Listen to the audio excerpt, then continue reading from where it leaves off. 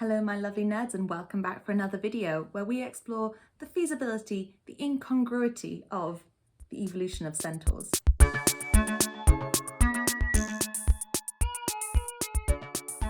Now after a very successful first evolution of video where we tackled how elves evolved, for some reason I thought let's give centaurs a go and it will be no problem.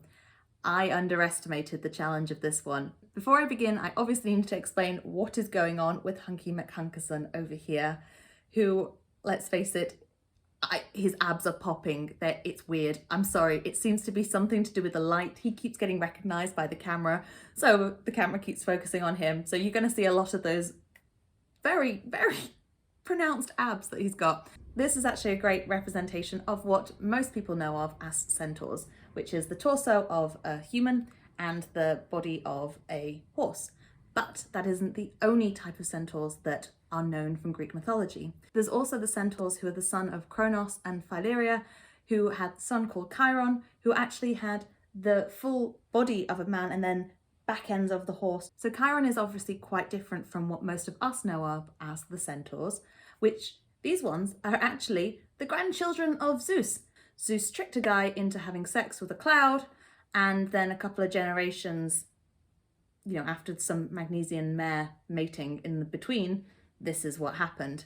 Great job, Zeus. But there's a whole third type of centaur that we're going to get onto in a bit as well. So obviously in this video we're exploring how centaurs might have evolved in the fantasy worlds that you've created, or even, as technology advances, how we could potentially make centaurs, but I will leave that to the technological geniuses who are going to create Jurassic Park and kill us all. There's a really interesting poem actually from 1st century BC. A gentleman named Lucretius wrote this poem about why centaurs could never exist. In the words of Lucretius, the centaur is a double body composed of incongruous parts.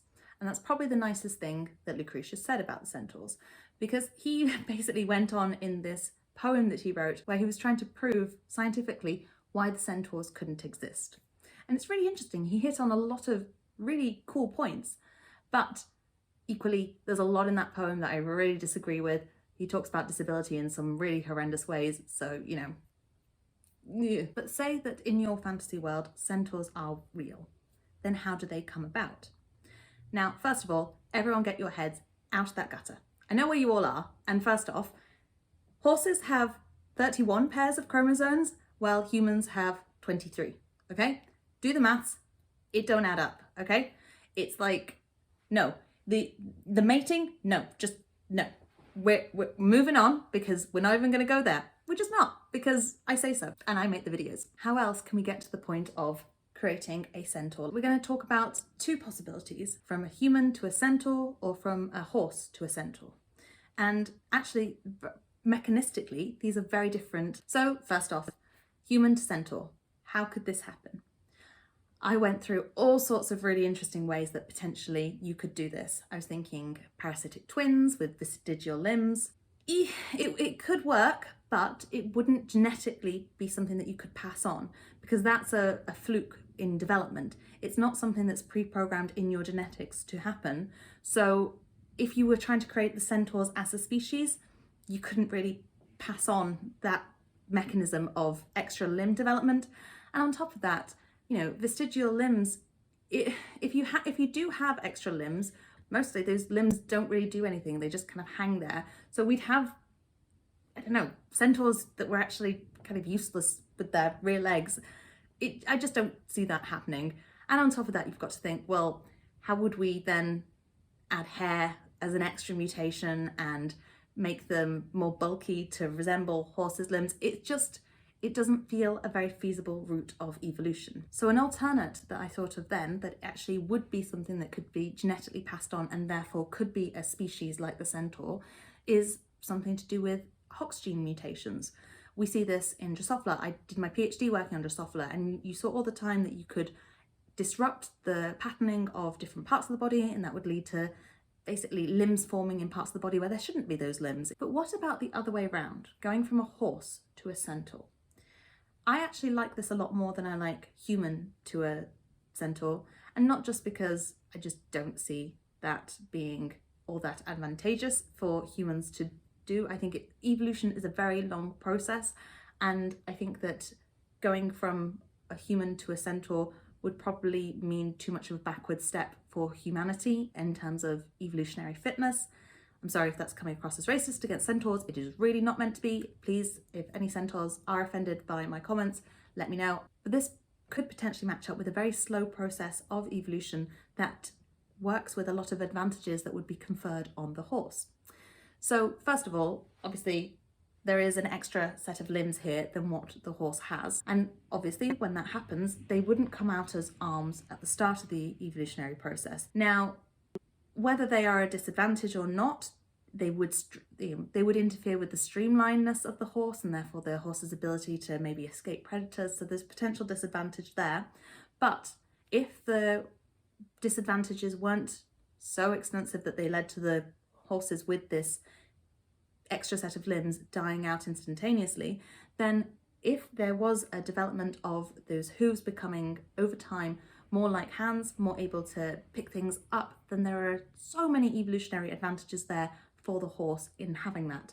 So that's quite an exciting prospect for these potential future centaurs, this ability to do as we do, pick up things, use tools, etc., which currently horses are a lot more limited in their abilities to do. And basically you could imagine a very similar course of evolutionary history as happened from Neanderthals to Homo sapiens, so for us, and you could see that happening from horse to centaur. As for the rest, I mean, sexual selection, I guess, for the abs. We're just gonna scooch on by that one because next up on the list of features that the centaurs have that we can try to explain evolutionarily. For this, I'm going to refer back to the third type of centaur I mentioned earlier, which is actually another Zeus's.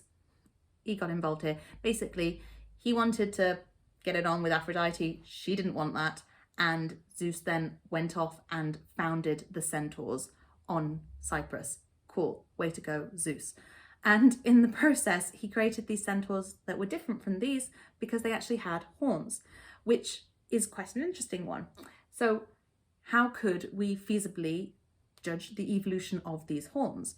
Well, obviously there are lots of animals out there that do have horns, but I'm talking specifically about horns on the head of humans. Well, this isn't all that unusual, actually. It happens in modern day.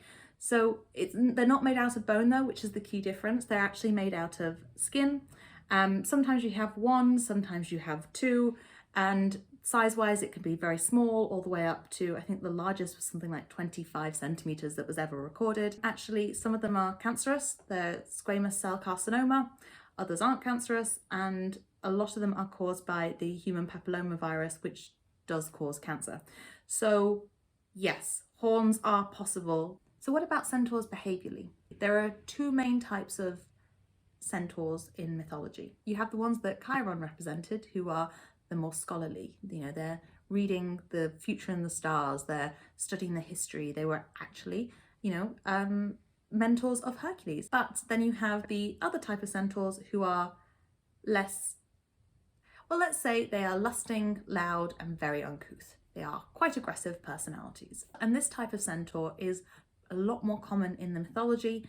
They were basically raping everything. I think this is something that obviously stems from the incorporation of the horse in the creature. It's interesting that actually the more aggressive centaurs were the more stereotypical shaped ones, whereas the more scholarly ones, they were the ones that I was saying were full body of the man with the back end of the horse, potentially symbolizing a closer akinness to humanity in that sense. Obviously, this is all a load of baloney because horses can actually be very, very calm and lovely creatures. So what about reproduction? How did the centaurs produce little baby centaurs or not produce little baby centaurs, as the case may be? In early Greek writings, there was no evidence of female centaurs or centauresses, as they are known. And that was quite an interesting absence, because what did this mean? That centaurs just sprang out of the ground, fully formed with their excellent abs. By the end of the ancient Greek period, then we did start seeing evidence of the centauresses in the writings and the artwork. We start to see a very obvious role for women in the centaur society, to the point that much later on we then started seeing artwork produced which actually has depictions of the centauresses with their little suckling young. Really disturbingly on both sets of teats. I don't know why I find that disturbing for the baby centaurs to be getting nutrients from both the breasts and from the udders. Udders? Do horses have udders? Do centaurs have udders? But it does seem to imply that at least later on we came to the consensus that centaurs reproduced like most mammals do, rather than just poof, baby centaur. Gift from Zeus. Here it is. Now on to my favourite thing to try and explain about the centaurs, which is also a little bit niche, and I bet it's something that many of you didn't realise that centaurs could do. In fact, I bet most centaurs didn't realise they could do this. In fact, it could have just been one centaur. It could have just been this guy called Nessos. Nessos basically offered a lift for Deianira, who was the wife of Hercules. He said, let me help you get across this fast-flowing river. Hercules was somewhere nearby at the time, and partway across, the centaur decided to molest, assault, or maybe rape Deianira. Obviously, Hercules didn't like this. He killed, stabbed the centaur, and the centaur, as he was laying dying, said to Deianira, you know what, should Hercules' love for you ever start to wane, then take either my skin or a jar of my blood and use it, and it will reignite the passion, which is just a weird thing to say to someone when you are dying. But anyway, this is Greek mythology, so let's roll with it. Anyway, she did this, and then many years later, she thought Hercules' love was waning, and she used either the jar of blood or the skin of the centaur, and in her hope of getting back her majestic love from Hercules, she either coated clothes that Hercules was wearing in this blood, or she used the skin as a cloak for Hercules. And yeah, this went badly and actually killed Hercules because it burned or poisoned him, something bad. It was horrific. So the blood or skin of the centaur turned out either to be poisonous or very acidic or something toxic, which is quite an interesting property to explore. Let's go with the skin first, because this is probably the easier of the two to reason with, because there are a lot of species out there that do actually have poisonous skin. Frogs, not all frogs, don't hate frogs. Some frogs do have this ability. They secrete poison that means that if you try to bite the frog, you die, the frog gets away, hippity hoppity, very good. And it could be that the centaur skin secreted something like that. Kind of gross, really. Yeah, I don't think it's that plausible, but it could have happened. But when it comes to the blood, that's really interesting, because poisonous blood isn't really possible. You're going to poison yourself if you have that. Likewise, if the blood was too acidic, then that would kill your cells. So how do we explain this? I thought about a load of different things. I thought, well, what if there was some kind of bacteria that, lived in the blood, maybe at low levels, but then without the body's immune system actively fighting it off, then this bacteria would go crazy in the blood, and then eventually when she used it, it would be everywhere and then it would coat the skin. I was like, yeah, but then bacteria that can get through the skin is actually quite rare. Most bacteria have to get in through a cut in the skin. So I just went on a bit of a roundabout with that idea. Now I have the actually quite difficult task of rating which is easier on the scale that we've had so far of elves versus centaurs. And I'm actually going to go with the evolution of elves. Let me know if you disagree with me on this. All right, then that's it for this week's video. I hope you enjoyed. Please like and subscribe if you haven't already. Next week, we're going to be looking at the role that magic can play in childbirth, which is a really fascinating subject. And thank you for Percy Chan for suggesting it. I am really excited to explore this one with you. All right, nerds, have a fantastic week. Bye.